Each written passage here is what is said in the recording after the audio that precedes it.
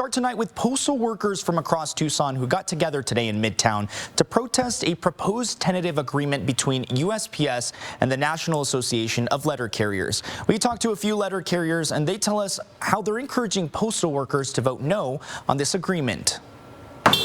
In Midtown at a post office near Speedway and Campbell, we do the same route every day and see the same customers and build relationships. Postal workers rally to oppose a tentative agreement they say doesn't do justice to their pay, working conditions, and hours. To encourage people to vote no on this tentative agreement because we believe we can get a better deal.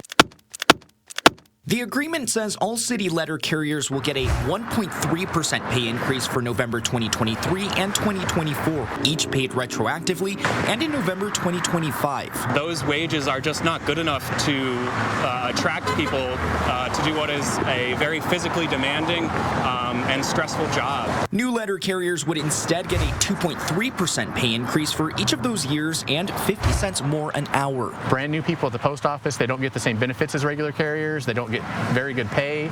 They get terrible hours. Better hours are also what the letter carriers are fighting for. Isaac Owens saying there needs to be an end to mandatory overtime.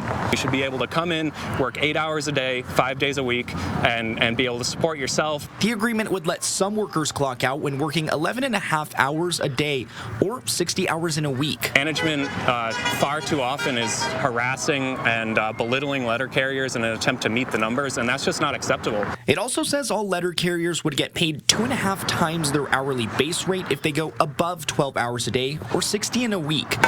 Letter carriers are hoping the deal goes to a neutral arbitrator instead. We just take care of everything in the community. We couldn't not do that for our people. If the agreement is rejected, the NALC and USPS can continue bargaining or refer the dispute to an interest arbitration board, which would make the final decision.